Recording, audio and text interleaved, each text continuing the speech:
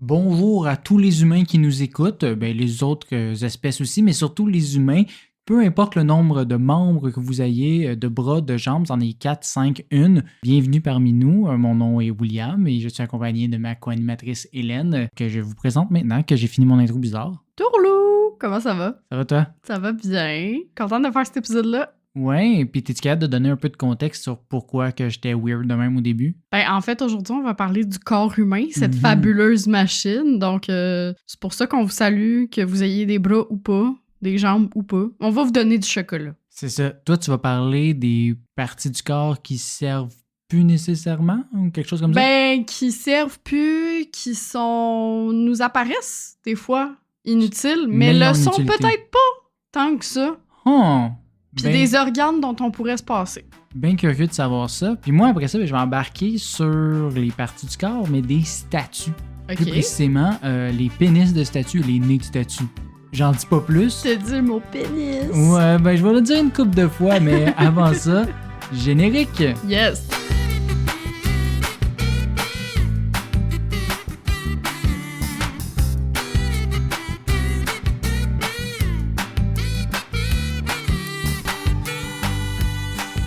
Will, dernièrement, j'ai constaté que le corps humain, c'est comme un meuble que tu commandes en ligne. Ça prend 9 mois à arriver, c'est compliqué à échanger, puis il y a tout le temps des pièces en trop ou manquantes. Tu l'as expérimenté avec moi quand on a commandé notre bureau, puis qu'il y avait comme 2 planches pareilles, pas assez de vis. Ça a été vraiment compliqué. Et je l'ai expérimenté avec toi qui est complètement brisé. Aussi, mais ça, c'est une autre histoire. Aujourd'hui, j'ai donc envie de te parler de ces parties du corps qui sont désuètes, inutiles, obsolètes ou ce que les scientifiques appellent les structures vestigiales, hein? Fait que des vestiges. Quand même, hein? C'est un beau terme. Exactement.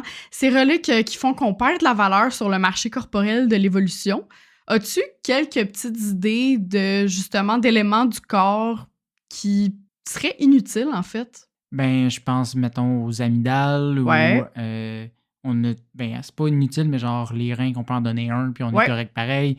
Des trucs comme ça, là. Oui, tout à fait. On va parler de ça aujourd'hui. Commençons direct avec ce que je n'ai plus depuis mes 9 ans, et qui est mes amygdales. Pas fort. Pas fou. Pas fou, effectivement. Déjà, il faut savoir qu'on parle pas d'ailes au pluriel pour rien. Il y en a tout plein situés dans la région otorhinolaryngologique. Ça, pour les gens qui ne parlent pas latin, c'est la région gorge, nez, oreille. Mais vois-tu, moi, dans ma tête, c'est genre 2. Fait comme les amygdales, il y en avait une de chaque bord. Il y en a une de chaque bord, mais il y en a plusieurs. Dans le fond, il y a les tonsilles palatines, fait que les amygdales au fond de la gorge, là, celles dont tu parles. Celles qu'on peut voir avec une lampe de poche dans le fond de la gorge. Exactement. Sauf si, comme moi, tu ne les as plus. Les amygdales linguales, qui sont à la base de la langue. Les amygdales vélopalatines, qui sont en arrière du palais. Les amygdales tubaires à la jonction entre le nez et les oreilles. On appelle ça, en fait, la trompe d'Eustache, by the way. Ah, oui. Puis les amygdales adénoïdes, que je n'ai plus non plus, qui sont entre le palais et la gorge, puis la base du nez. Puis c'est eux qui sont responsables des ronflements et des otites. Fait que depuis mes 9 ans, je ne fais plus d'otites, mais tu ronfles encore. Je ronfle encore. Oh mon Dieu, que je vous en dis des affaires ici. Bref, les amygdales se trouvent à l'entrée des voies respiratoires, nez-gorge, qu'elles protègent un peu comme des remparts en alertant le système immunitaire dès qu'il y a une invasion ennemie. Concrètement, là, c'est un amas de ganglions lymphatiques qui sont prêts à créer des globules blancs pour lutter contre n'importe quelle infection, que ce soit justement une amygdalectomie, une grippe, tout ça. Ça, c'est pour la partie amygdale. Comme tu le vois, elles servent quand même à quelque chose. Oui, il y a une petite utilité. À la défense immunitaire, mais elles sont pas essentielles comme, mettons, ton cœur ou ton cerveau. Fait qu'ils te protègent, mais au final, tu peux vivre sans, tu as juste comme être magané un peu plus. Ouais, j'en suis le parfait exemple. Ouais, c'est ça. Dans la catégorie « je devrais me les faire enlever d'ici ma mort », on trouve les dents de sagesse. Toi, si un jour tu vas voir un dentiste, oui. Oui, tu t'en doutes, ces crocs de connaissances étaient utilisés par nos ancêtres pour mastiquer au même titre que les molaires. Mais dans une ère de décroissance, on se dit qu'on peut se départir de ces 4 dents. Surtout que notre mâchoire, elle a beaucoup rétréci avec l'évolution. D'où pourquoi on manque d'espace pour les dents. Exactement. Fait que, en fait, c'est qu'il y a une gradation dans la capacité de mastication des dents, puis les dents de sagesse ne donnent pas leur place. Là. À l'époque, on s'en servait pour grignoter des aliments durs, genre des branches, des racines et des roseaux. Chose que On fait un peu À moins. moins, c'est ça, à moins que t'aies 4 ans, là, techniquement, tu le fais pas vraiment. On mange du sable. Bref, il fallait vraiment prendre le temps de mâcher si tu voulais pas te faire des écharpes dans l'œsophage. Hein? Rien de Oui, tel. t'as pas le choix de la mâcher à ta branche. Ça. Aujourd'hui, il y a seulement 5% des gens qui auraient assez de place pour conserver leurs dents de sagesse. Peut-être que j'en fais partie. Peut-être, mais non, quand c'est pas même. vrai, j'en fais pas partie. J'aurais un petit palais aussi. Mais les petits palais aussi, c'est dû aux broches. Souvent, ça resserre, puis ça fait que t'as moins d'espace. Mais j'avais déjà un petit palais avant. Comme j'ai pas de fil derrière mes dents du haut, alors que je devrais avoir un fil... Parce que c'est trop petit. Parce que c'est trop petit, c'est trop étroit. Dans la catégorie, je me suis fait opérer, mais ils ont été trop paresseux pour me l'enlever. J'ai nommé l'appendice. Mais j'aime ça que, genre, à date, c'est juste des exemples de ta vie. Oui! Mais je vais venir avec d'autres affaires. Là. J'ai encore mes 2 reins, la gang, mais Okay, je vais vous en parler aussi. C'est une beaucoup trop longue histoire, là, mon affaire d'appendicite, là, pour la raconter ici. Fait que je vais me contenter d'expliquer à quoi ça sert. Je sais pas si c'est ton cas, Will, mais moi, on m'a toujours dit que c'était un dépotoir. Moi, on m'a toujours dit que c'était une émission à sketch à Télé-Québec. Aussi. Ben moi, je le voyais comme le lâchenet de notre corps humain, là, littéralement, parce que si vous le savez pas, la gang, le dépotoir de Montréal est situé à Lachenay. Ouais, mais ils ont un beau cinéma. Effectivement. Peut-être, je sais pas. Bref, on se souvient seulement qu'elle existe, l'appendice, le jour où elle veut nous tuer de l'intérieur, hein, et que ça vire en péritonite. Sauf que non, originellement, l'appendice aidait dans la digestion de la cellulose qu'on trouvait dans certains végétaux qu'on mangeait, genre des branches peut-être. Mais aujourd'hui, l'appendice iléocaïcal, parce que évidemment, il y a plusieurs appendices, c'est plutôt un Airbnb pour bactéries. Mais là, attention, il n'y a pas besoin de boire du Purell pour s'en débarrasser comme le suggérait un certain Trump. Elles sont nécessaires, ces bactéries-là, au fonctionnement de notre système immunitaire. Fait que là, on embarque dans la partie pipi-caca de l'épisode, là. Je m'excuse d'avance. Avant d'embarquer dans la partie membre du corps masculin. Exactement. Fait que, un épisode mature, mais sans... Mais non, c'est très mature, ouais, là. Que... Regarde, je l'ai dit sans rire. On est des adultes, on est capable. Mettons, par exemple, que tu souffres d'une solide gastro. Ton corps, il veut éliminer les méchants le plus rapidement possible, right? Oui. Sauf que plutôt que de prendre le temps de faire l'appel des présences pour garder les bonnes bactéries puis éliminer les mauvaises... On flush toutes. Ouais, il va toutes les envoyer au cachot. Je te confirme que ça flush pas mal dans une gastro. C'est un peu la preuve pour moi qu'on ne naît pas raciste. Parce que notre corps ne fait pas la distinction entre les globules blancs, les globules rouges, les bactéries, tout ça. T'es tanné, hein? Oui. Les bactéries doivent alors demander l'asile politique à l'appendice, qui les accueille bien plus facilement que les Canadiens accueillent les réfugiés. Je mets Roxane? Ouais, exactement. En 2017, il y a la docteure Heather F. Smith qui a étudié avec plusieurs collègues la présence ou l'absence d'appendice chez 533 espèces de mammifères. Ils ont conclu, cette équipe-là, que l'appendice aurait évolué pas moins de 29 fois à travers les époques. C'est une coupe d'évolution, là. C'est plus qu'un Pokémon, là. Exactement.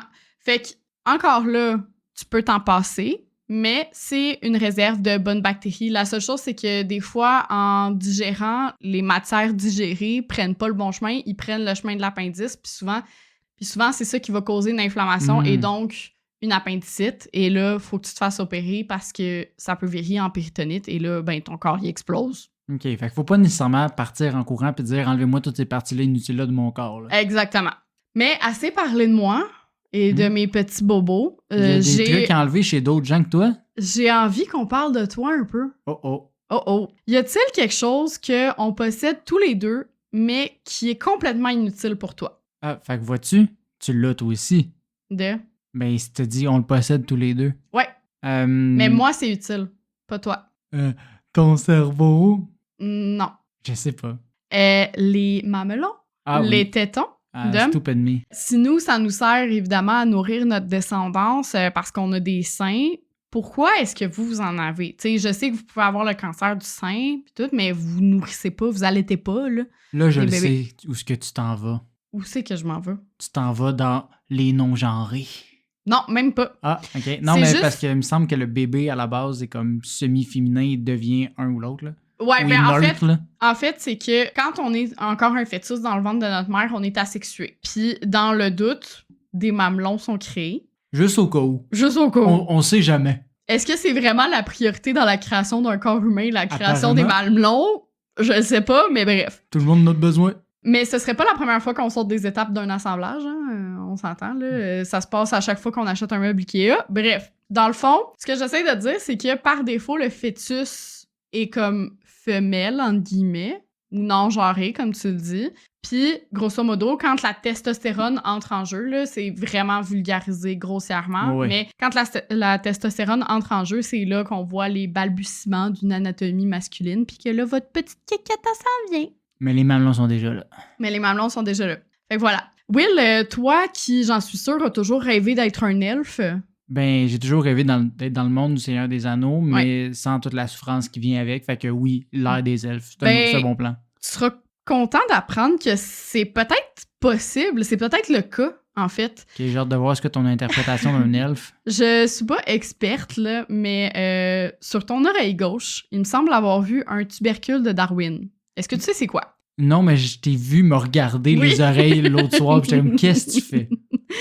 T'inquiète pas, là, je semble en avoir un mini aussi à l'oreille droite, moi, par contre, mais en partie caché par mes cheveux et mon piercing, là, donc je peux pas être intimidée par ça. Qu'est-ce que donc le tubercule de Darwin?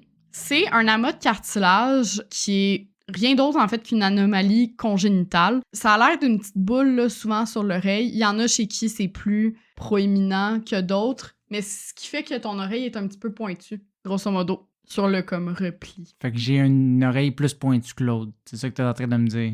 Mais c'est pas grave, je t'aime quand même. OK.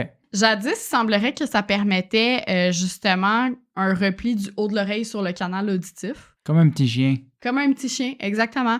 Parce que c'est pas la seule partie de l'oreille qui nous sert à rien. On a des muscles auriculaires, mais c'est complètement inutile. Ouais, parce qu'on les bouge pas, justement. C'est ça. Contrairement à plusieurs autres mammifères et 2-3 Kevin qui veulent impressionner en soirée, on n'est plus capable de bouger ces muscles-là, nous. Parce que oui, avant, on pouvait orienter nos oreilles vers un son sans même bouger la tête, mais aujourd'hui, c'est plus le cas avec l'évolution. Puis il y a seulement 20% de la population qui est capable de bouger ses oreilles encore, mais tu sais... C'est quand même plus que ce que je pensais. C'est plus que ce que je pensais, mais on s'entend, bouger, c'est pas non plus faire un 180 degrés, là. Non, c'est pas devenir le prince Charles tout d'un coup, là. Non, c'est ça. Transportons-nous vers le centre du visage, si tu le veux bien. Le nez. Là, ben... C'est inutile. T'es pas loin. Non, c'est pas le nez. Ça fait débat, mais pour plusieurs scientifiques, les sinus ne serviraient qu'à s'inflammer pour nous causer des maux de tête, des soupçons de COVID et une douleur à la face tellement insoutenable que tu te demandes si tu t'es pas juste fait tabasser. Par contre, pour d'autres scientifiques, ben, c'est ce qui permettrait de réchauffer et d'humidifier l'air qu'on inspire, en plus d'avoir un impact sur la forme de notre crâne ou le son de notre voix. Fait que peut-être pas si inutile que ça, les sinus. Fait que pas de sinus, on aurait toutes la même voix. Ben, pas nécessairement toutes, mais... Ouais, non, mais ça a un impact, là. Ça a un impact. Ben, t'as juste à penser quand t'as le nez bouché, ta voix change aussi, fait que... Oui, exactement. Hmm. Pas très loin de cette région, on a le pli semi-lunaire de la conjonctivite ou la membrane nictitante, si tu préfères. Est-ce que tu sais c'est quoi? Ben, j'ai compris le mot conjonctivite, fait que je sais un peu où est-ce que tu t'en vas, là. Ouais, mais ça, en gros, c'est le coin de tes yeux tout sec qui est plein de kika le matin. Miam. C'est que nos ancêtres reptiliens, parce que oui, on était reptiliens On avant, confirme! il y avait une troisième paupière. Je sais que ça sonne un peu théorie du complot, là, Non, mais justement. comme un crocodile, justement, là. Exactement. Les oiseaux aussi en ont, puis ça permet de protéger les yeux du soleil et de les humidifier sans trop obstruer la vue. Fait que c'est comme un voile, en fait, puis Un tu peu peux voir à semi-transparent, travers. là. Exactement. Hmm. Autre vestige reptilien, les ongles. Puis les écailles aussi dans le cou, là, mais... Oui.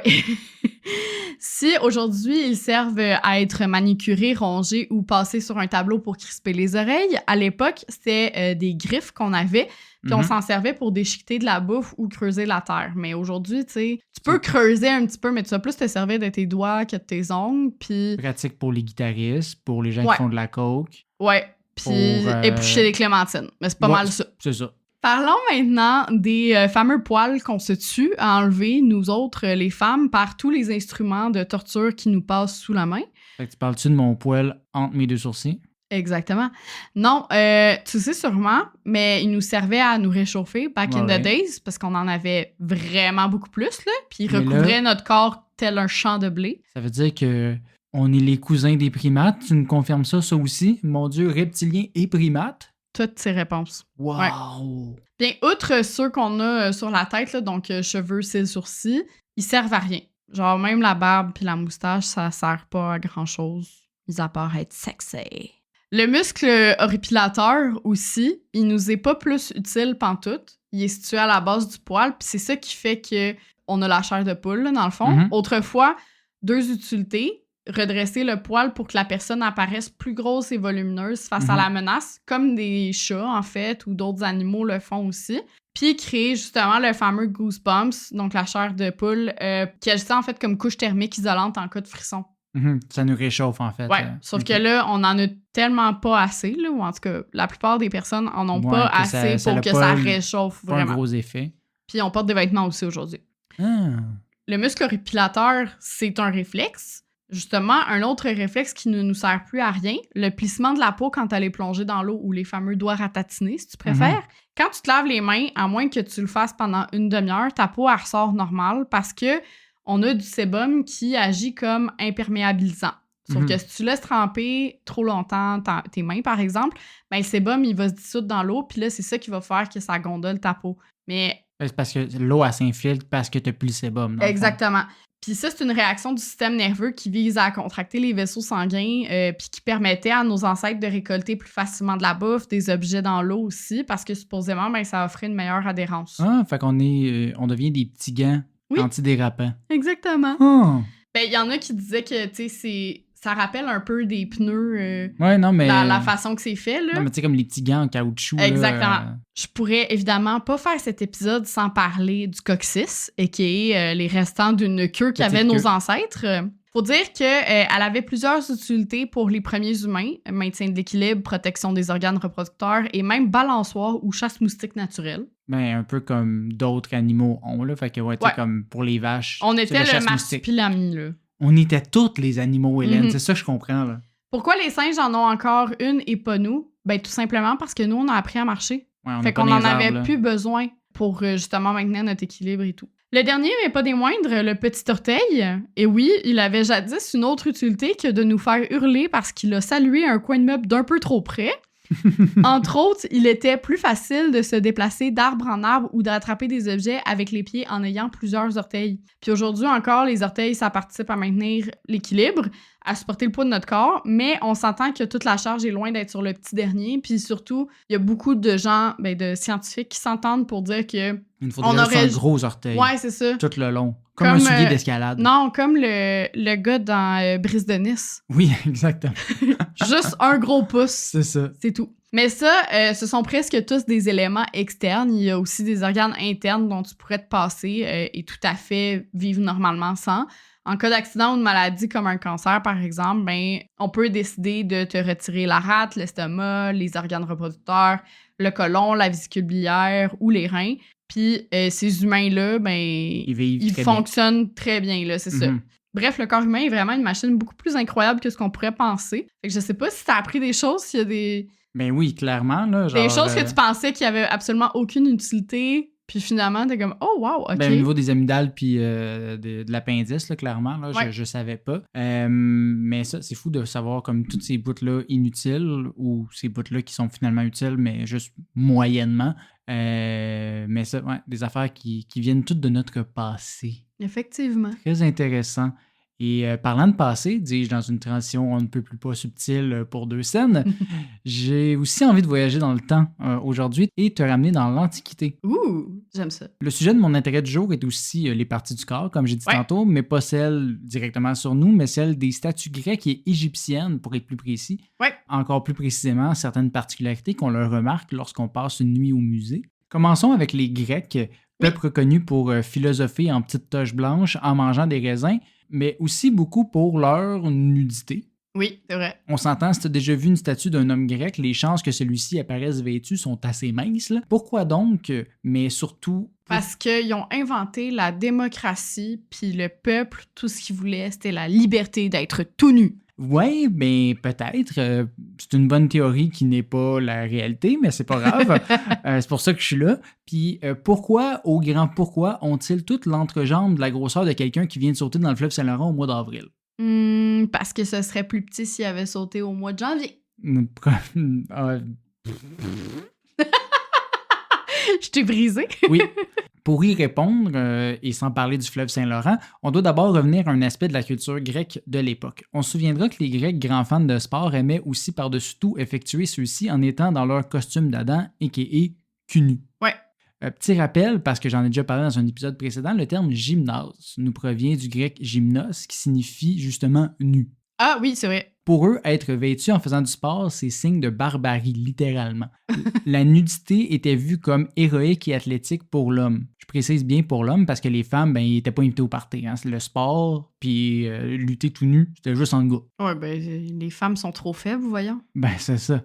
Du coup, les statues grecques de gros gars musclés qu'on connaît aujourd'hui célébraient le corps de ces athlètes à leur pic. Elles démontraient alors la puissance potentielle de l'homme. Je mets l'emphase sur potentiel parce que ce n'était pas nécessairement un idéal des plus réalistes. Déjà, le monde, il n'y avait pas de chèque de protéines ou de nutritionnistes pour les aider à avoir des abdos. Mais si tu regardes aussi attentivement ces statues-là, la plupart ont plus d'abdos qu'un humain normal, puis ils ont moins de côtes aussi. Mhm. Fait que tu peux juste pas anatomiquement atteindre cet idéal-là de la statue grecque qu'il montrait, mais c'était juste pour montrer, wow, qu'est-ce qu'on pourrait être. Donc, oui, ces statues-là, c'était littéralement l'ancêtre des magazines et de Photoshop pour te faire sentir petit dans tes shorts. On peut-tu passer cet extrait dans les écoles secondaires, s'il vous plaît? Puis, parlant de petit dans ses shorts, là, c'est le bout qu'on peut pas mettre dans les écoles nécessairement. What's up avec le pénis rikiki?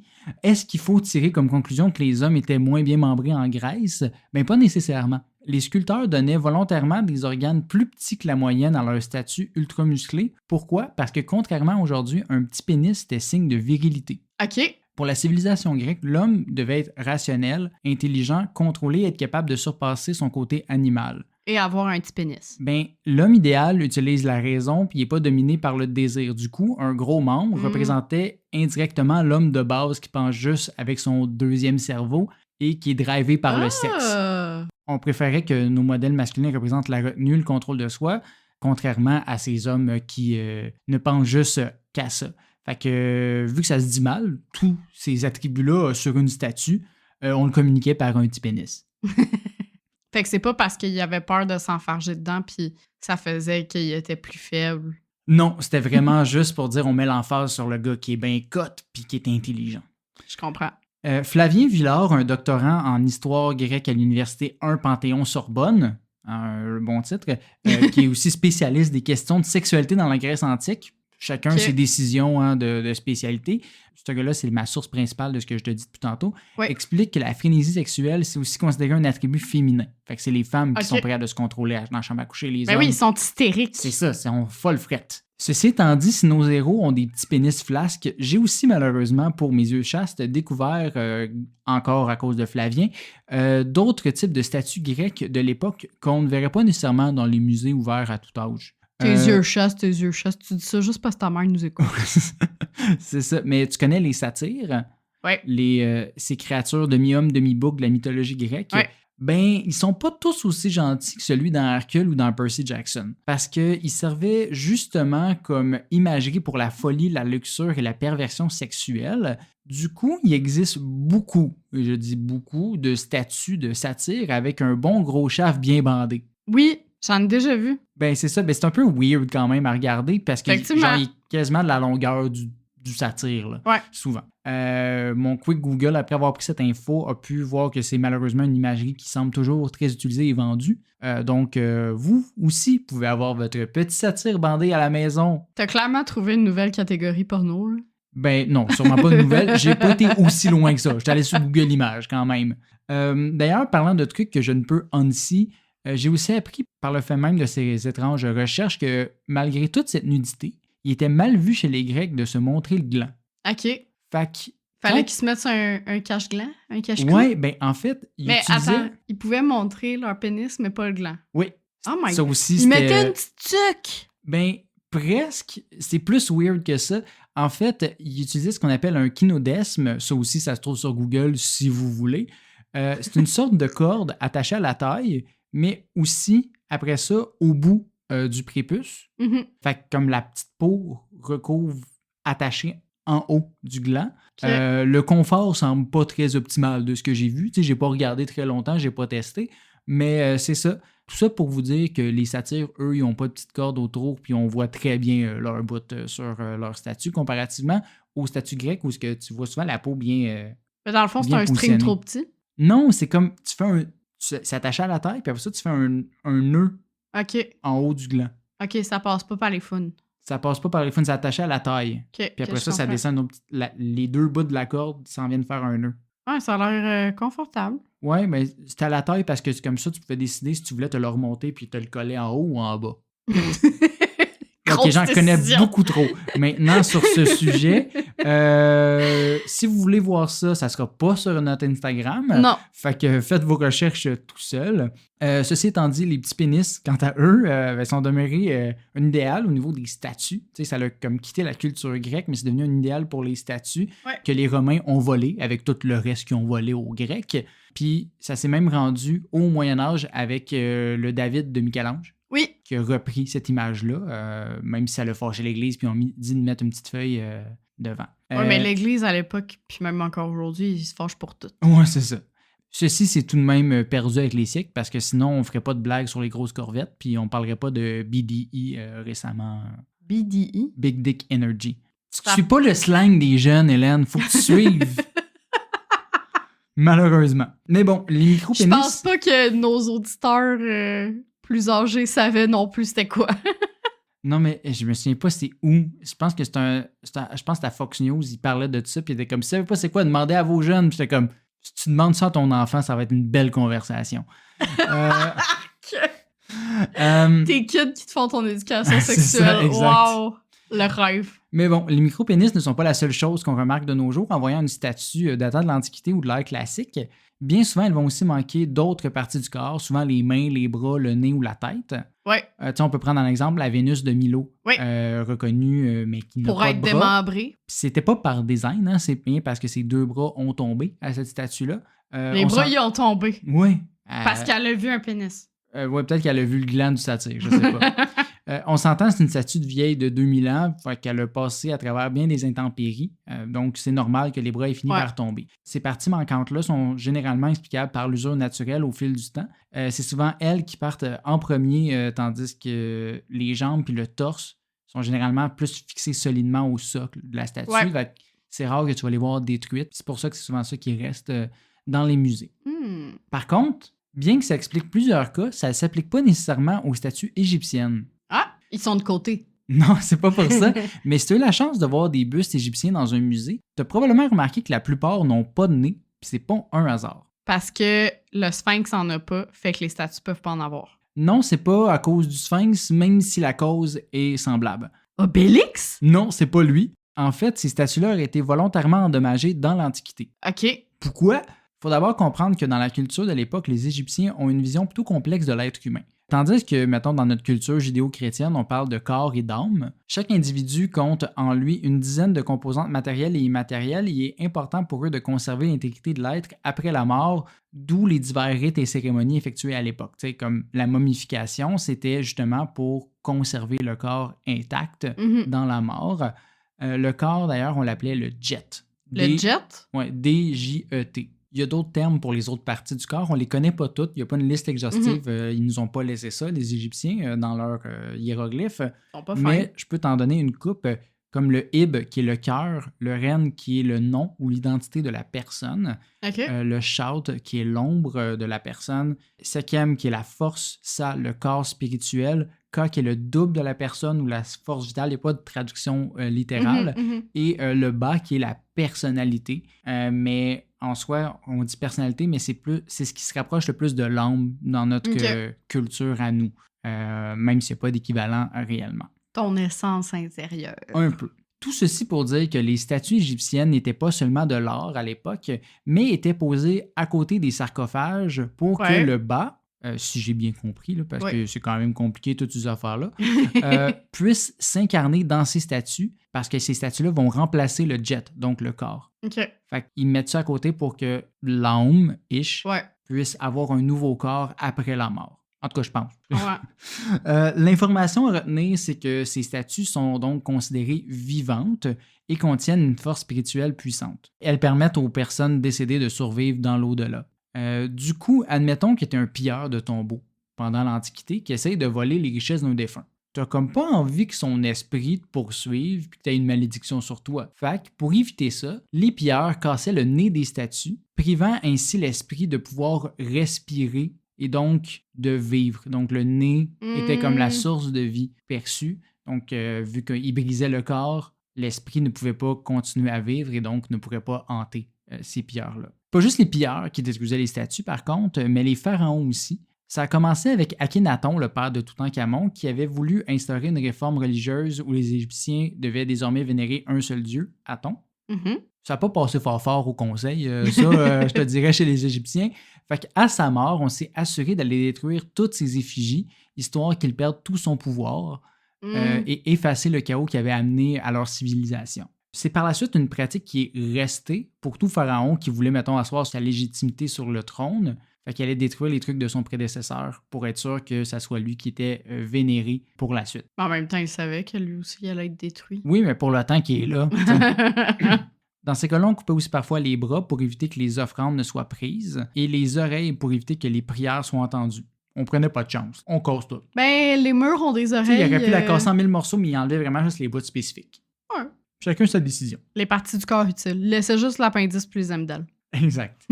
Puis pour le sphinx, c'est pas précisé, c'est en théorie, mais ça aurait été justement des gens qui auraient détruit le nez pour éviter que ça soit toujours vénéré puis qu'il y ait des offrandes toujours dans ce coin-là. Par contre, ça serait mal placé de dire que c'est juste les Égyptiens qui faisaient ça, détruire des statues.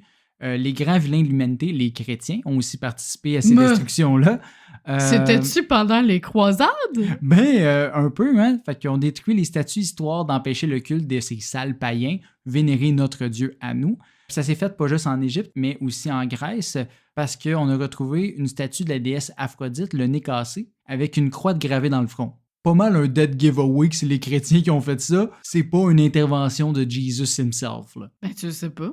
Peut-être. T'étais-tu là? J'étais pas là, mais j'en doute Les miracles, fortement. ça existe? Oui, mais voilà. Parlant de miracles, on a appris plein d'affaires aujourd'hui. Tu pensais que j'allais dire l'épisode est fini? Oui. Non? Parlant de miracles, on a enfin fini de casser les oreilles. Enfin, vous allez pouvoir plus nous entendre. Mais non, faut chérir toutes les choses de la vie. Les petits apprentissages comme ça, moi, je trouve ça super nice. Puis si vous aimez ça, vous aussi, vous pouvez vous abonner sur toutes nos plateformes. Quelles sont nos plateformes, Hélène? Alors, il y a Spotify, YouTube, Apple Podcast, Google Podcast, puis bien évidemment les réseaux sociaux, là, Facebook, Instagram, TikTok. On vous promet qu'on recommence à être plus actifs sur TikTok. Ouais, c'est ça, parce qu'on dit on met plein de contenu, mais on le fait pas, mais on va le faire. Ben non, mais on le fait, mais on prend des petites pauses par-là. C'est ça. C'est ça. Le plein est relatif, mais on va recommencer là, à être actifs, la gang. Vous inquiétez We're pas. Back. Fait que voilà. Sinon, ben, on se voit dans 2 semaines, right? Bye bye. Bye!